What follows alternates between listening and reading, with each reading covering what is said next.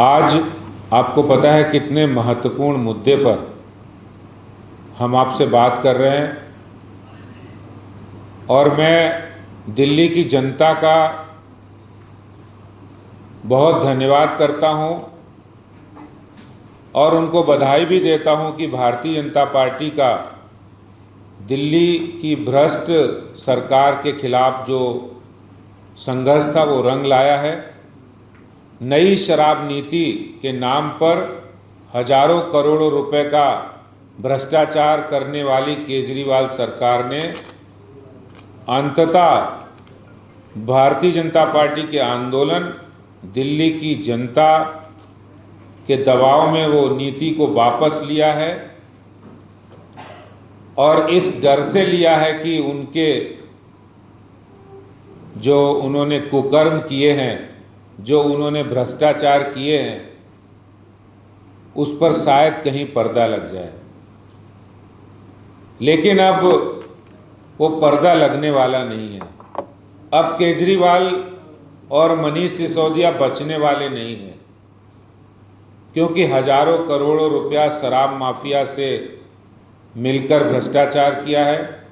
Under the table आम आदमी party ने इस पैसे का इस पैसे का इस्तेमाल, दुरुपयोग पंजाब के चुनाव में किया, ये किसी से छुपा नहीं है।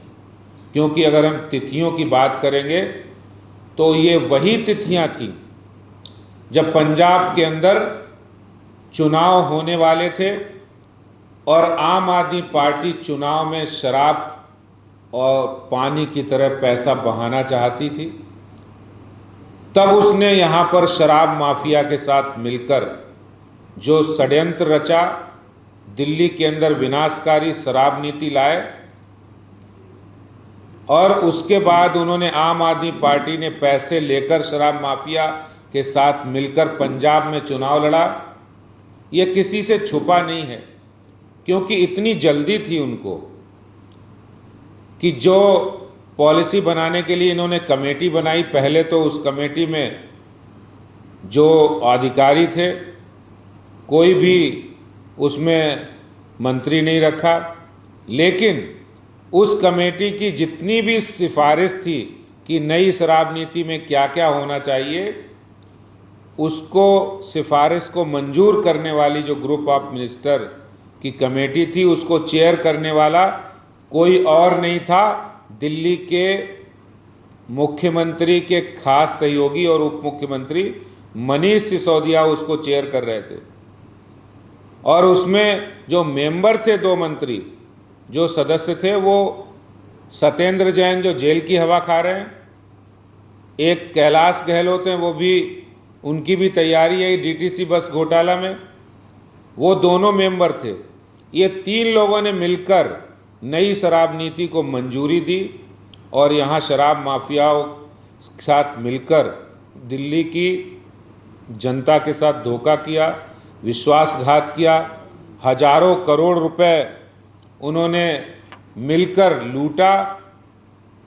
और अब मनीष सिसोदिया जी जिस तरह से उन्होंने प्रेस वार्ता की है, जिस तरह उनके जो बॉडी लैंग्वेज थी और जो घबराए हुए थे, उससे साफ दिख रहा था कि चोर की दाढ़ी में तिनका है। और मनीष सिसोदिया को सब पता है कि उन्होंने क्या क्या काले कारनामे इस शराब नीति के नाम पर किए हैं, किस तरह उन्होंने, जवाब नहीं देंगे वो। मैं सवाल पूछना चाहता हूँ कि उन्होंने 144 करोड़ रुपए माफ़ क्यों किए बिना कैबिनेट अप्रूवल के? उन्होंने 30 करोड़ रुपए की अर्नेस्ट मनी जो फोरफिट होनी चाहिए उसको वापस क्यों किया? वो जवाब नहीं देंगे। वो ये भी जवाब नहीं देंगे कि 50 रुपए की उन्होंने जो इंपोर्ट ड्यूटी गलत तरीके से घटाई बियर पर, विदेशी बियर पर, वो क्यों घटाई, किसके दबाव में घटाई, वो भी उनके पास जवाब नहीं है, अभी तक नहीं दिया जवाब। वो ये भी नहीं बता पाएंगे कि 21 ड्राई डे से घटा के 3 क्यों कर दिए। आज़ादी के बाद कभी ऐसा नहीं हुआ, किसी प्रदेश में नहीं हुआ कि ड्राई डे की संख्या घटाई हो, क्योंकि उन्हें ज़्यादा शराब माफिया के साथ मिलकर शराब बेचनी थी, ज़्यादा उनका फ़ायदा कराना था। लेकिन इसका जवाब नहीं उनके पास। उनके पास ये भी जवाब नहीं कि कैसे उन्होंने 2.5% से कमीशन बढ़ाकर 12% कर दिया, ये भी जवाब नहीं है। क्यों जवाब नहीं है? क्योंकि शराब माफिया के दबाव में दिल्ली सरकार चल रही थी और अब इनका भंडाफोड़ हो गया है। सीबीआई जांच हो रही है, दूध का दूध पानी का पानी हो जाएगा। लेकिन अरविंद केजरीवाल जो दिल्ली के मुख्यमंत्री हैं, उनकी बेहयाई कह लीजिए, राजनीतिक बेहयाई इससे ज़्यादा कहीं नहीं हो सकती है। राजनीतिक बेशर्मी इससे ज़्यादा नहीं हो सकती कि एक करप्ट मंत्री उनका जेल में है और वो भ्रष्टाचार के आरोप में हाई कोर्ट ने ये भी कह दिया कि इसमें हाई कोर्ट नहीं कुछ कर सकता, लेकिन आपका जो मंत्री है वो दोषी है, संविधान और नैतिकता उसकी इजाज़त नहीं देता है। ये मुख्यमंत्री का काम है तय करना उसको हटाया जाए कि नहीं हटाया जाए। लेकिन मुख्यमंत्री जी बेहयाई का दामन ओढ़े हुए हैं और मंत्री को हटाया नहीं। लेकिन चिंता नहीं करिए मुख्यमंत्री जी, आपके काले चिट्ठे काले कारनामे खुल रहे हैं और सारे भ्रष्टाचार की पोल खुल जाएगी। हमने जब ये संघर्ष शुरू किया, मैं बताना चाहता हूँ भारतीय जनता पार्टी के संघर्ष को। जब हमने दिल्ली के अंदर लिक्कर पॉलिसी आई, उसके खिलाफ हमने अभियान शुरू किया और उस अभियान में दिल्ली की जनता, महिलाएं, आरडब्ल्यूए बहुत बड़ी संख्या में जुड़े। हमने नेता विपक्ष हमारे रामवीर सिंह विधूड़ी जी को उसका कन्वीनर बनाया और पूरी दिल्ली में जो आंदोलन चलाया वो जंतर मंतर में जब हमने प्रारंभ किया, आपको ध्यान होगा कि 1 अप्रैल 2021 को जंतर मंतर पर हमने मौन उपवास रखा था और उसके बाद लगातार 9 अप्रैल 2021 को 1 लाख से ज़्यादा पोस्ट कार्ड इस अभियान के तहत हमने किए। हस्ताक्षर अभियान चलाया मेट्रोज पे सामने और पूरे दिल्ली के 1000 स्थानों पर हमने हस्ताक्षर अभियान चलाया। घर घर जाकर हमारे मोर्चा के लोगों ने 15 लाख से ज़्यादा हस्ताक्षर कराए। हमने चक्का जाम किया 3 तारीख को, 3 जनवरी को हमने एक बड़ी प्रेस कॉन्फ्रेंस की जिसमें हमारे सभी सांसद थे। सारे फैक्ट को हमने सामने रखा। हमने दिल्ली की जनता को साथ लेकर कई गलत तरीके से खोले गए शराब के ठेकों को बंद कराया जनता के साथ मिलकर। लेकिन अरविंद केजरीवाल के जू नहीं रोकेंगी। लेकिन अभी फिर से हमने ये आंदोलन शुरू किया था।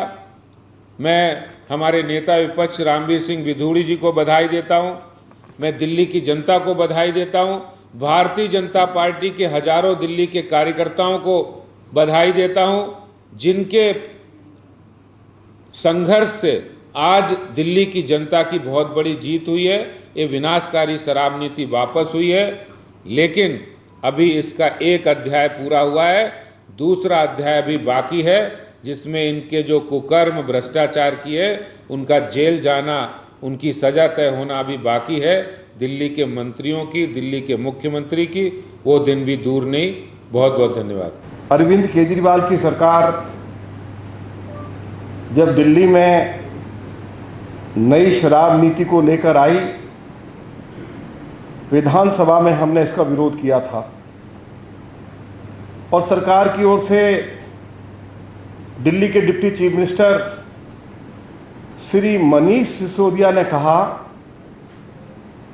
कि नई शराब नीति बहुत अच्छी है, दिल्ली सरकार की आय बढ़ जाएगी, दिल्ली की महिलाओं को, दिल्ली के युवाओं को आसानी से शराब सुलभ हो सकेगी। मैं आपको जानकारी देना चाहता हूं, हाउस के अंदर मनीष सिसोदिया ने कहा कि 6000 करोड़ रुपया शराब बेचकर अभी तक दिल्ली सरकार कमाती रही है और अब इस नई शराब नीति के आने के बाद यह आय बढ़कर 10,000 करोड़ रुपया हो जाएगी। तो मैं आपको जानकारी देना चाहता हूं कि पिछले 5 सालों में सबसे कम आय इस नई शराब नीति लागू होने के बाद दिल्ली सरकार को हुई है। दूसरी बात मैं ये कहना चाहता हूं कि श्री आदेश गुप्ता जी की लीडरशिप में पार्टी ने जंतर मंतर पर भी धरना और प्रदर्शन किया, दिल्ली में चक्का जाम हुआ और गली गली में श्री आदेश गुप्ता जी की लीडरशिप में पार्टी के कार्यकर्ताओं ने और दिल्ली के लोगों ने मास्टर प्लान का वायलेशन करके जो शराब की दुकानें खोली गई थी उनको बंद करवाने के लिए जोरदार संघर्ष शुरू किया। और मैं आपको जानकारी देना चाहता हूं कि उस संघर्ष का नतीजा था कि लगभग 200 शराब की दुकानें दिल्ली की सरकार को बंद करनी पड़ी। हम कहते थे कि इस नई शराब नीति के लागू होने से हजारों करोड़ रुपए का घोटाला हुआ है और हम जस्टिफिकेशन क्या देते थे? हम कहते थे कि मास्टर प्लान का वायलेशन करके सैकड़ों शराब के ठेके गैर कानूनी तरीके से अरविंद केजरीवाल की सरकार ने शराब के ठेकेदारों से पैसे लेकर खोले हैं। दूसरी बात हम ये कहते थे कि दिल्ली में 20,000 करोड़ रुपए की शराब हर साल बेची जाती है और पहले शराब के ठेकेदारों को 2.5% कमीशन मिलता था।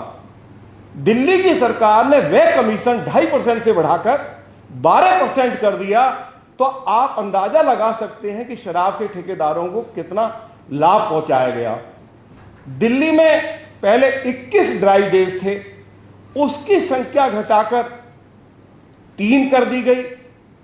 दिल्ली में शराब के ठेकों की संख्या 349 से बढ़ाकर 850 कर दी गई और दिल्ली में हजारों बार मालिकों को क्लब में जो बार्स हैं या दिल्ली के अंदर बहुत सारे जो बैंक्वेट हॉल हैं, लगभग 2000 बैंक्वेट हॉल्स हैं, उनको भी लाइसेंस दिए गए। इस तरह से 3000 अलग से लाइसेंस दिए गए और 849 शराब के ठेकेदारों को लाइसेंस दिए गए। तो शराब के ठेकों की संख्या बढ़ी, लाइसेंस की संख्या बढ़ी और कितनी मजेदार बात है कि पहले शराब जो है वो रात 10 बजे तक सर्व की जा सकती थी, उसकी समय सीमा बढ़ाकर प्रातः 3 बजे तक कर दी गई। और एक इंटरेस्टिंग बात आप सुनिए कि दिल्ली में यदि लोग ये शिकायत करते हैं कि शराब की क्वालिटी ठीक नहीं है तो उसकी टेस्टिंग दिल्ली सरकार की लैब में नहीं होगी, बल्कि वह अधिकार भी अरविंद केजरीवाल ने दिल्ली के शराब के ठेकेदारों को दे दिया कि उन्हीं की लैब में टेस्टिंग होगी और वे ही बताएंगे कि शराब की क्वालिटी ठीक है या नहीं है। अरविंद केजरीवाल ने जो एक और सबसे बड़ा पाप किया वो यह किया कि शराब पॉलिसी में यह प्रावधान किया गया कि हम दिल्ली में दिल्ली के लोगों को शराब पीने के तरीके सिखाएंगे और उसके लिए 5 स्कूल भी खोले जाएंगे।